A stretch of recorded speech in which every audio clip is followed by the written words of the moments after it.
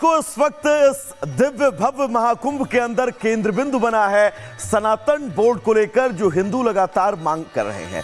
दरअसल इस कुंभ के जरिए क्या सनातन बोर्ड का खाका तैयार हो रहा है, सनातन बोर्ड को लेकर साधु संत क्या कुछ कह रहे हैं, और हिंदू राष्ट्र को लेकर इस वक्त महाकुंभ के अंदर कैसी अलख जगाई जा रही है, इस रिपोर्ट के जरिए आपको दिखाते हैं।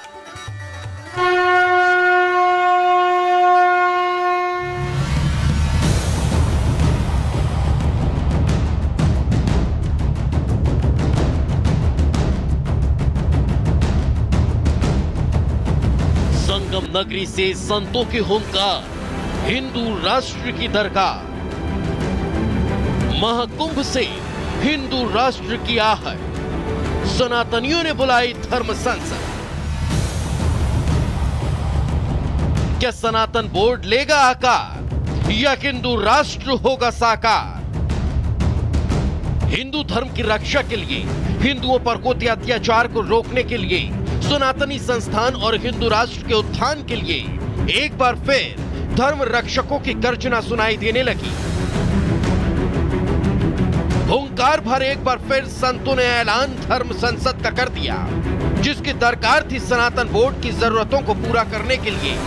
डिमांड न सिर्फ सनातन बोर्ड की, मांग हिंदू राष्ट्र की भी मुखर होने लगी। यही वजह है कि संगम की रेती पर संतों की गर्जना वाले बयान और पोस्टर दिखाई देने लगे।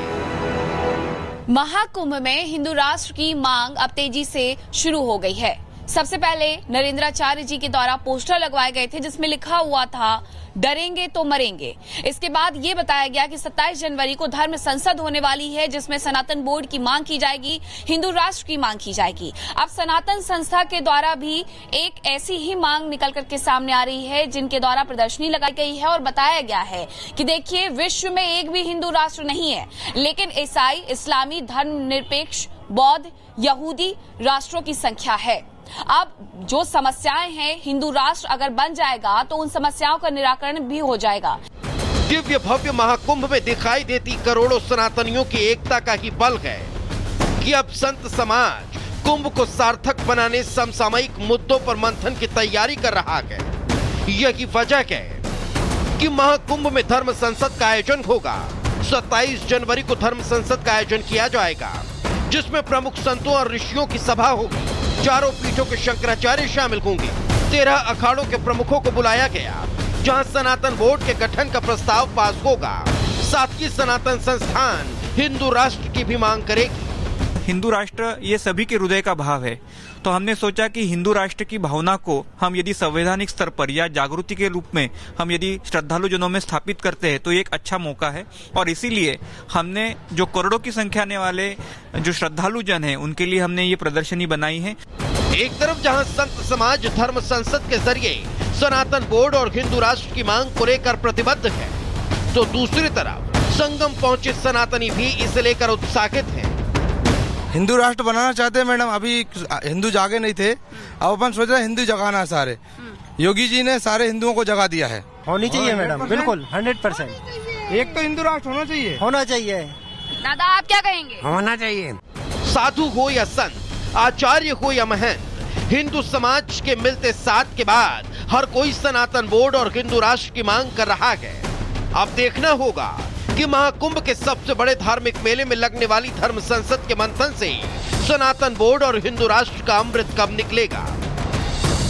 Bureau report, Republic Bharat. 13 फरवरी तक चलेगा यह हवन जगत गुरु राम भद्राचार्य के नेतृत्व में हो रहा है, जिसमें 1,51,00,000 आहुति के साथ पाकिस्तान के कब्जे से कश्मीर के हिस्से को मुक्त कराने के लिए आह्वान होगा।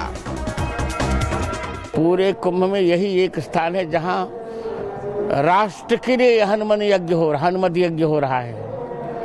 हम पाक अधिकृत कश्मीर हमको मिल जाए, यही इस यज्ञ में शुभकामना है, हमारी इच्छा है। मतलब साफ है, संगम की रेती पर राम मंदिर की तर्ज पर बने अपने शिविर से राम भद्राचार्य जी पाक विरोधी हवन कर आतंकिस्तान को कड़ा संदेश दे रहे हैं।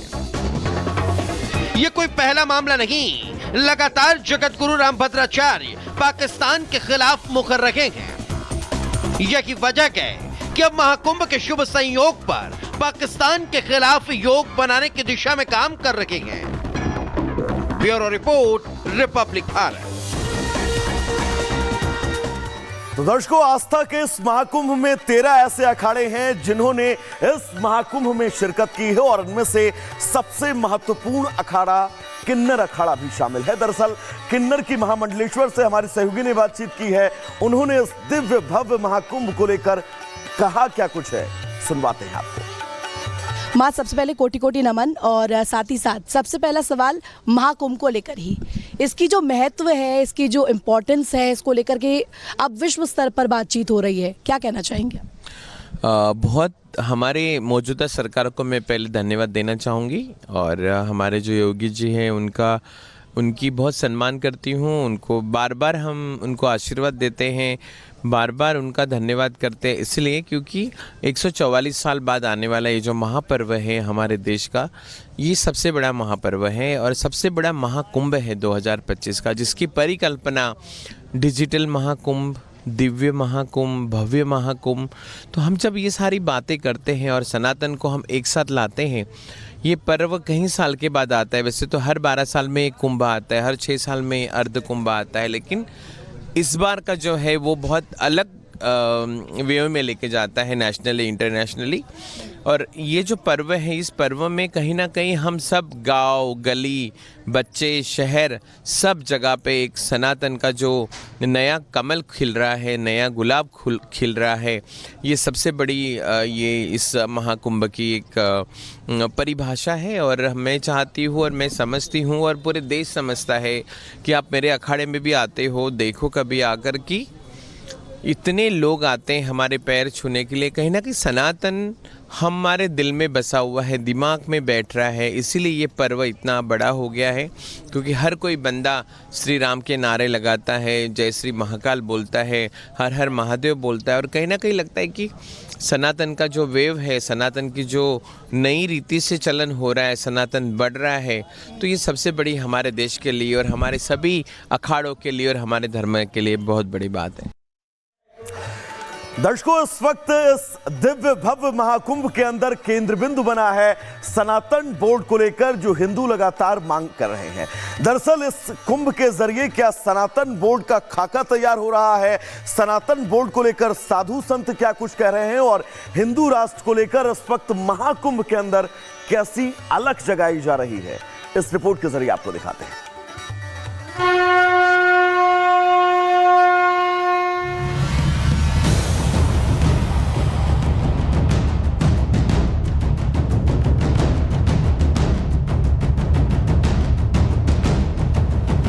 संगम नगरी से संतों की हुंकार, हिंदू राष्ट्र की दरकार। महाकुंभ से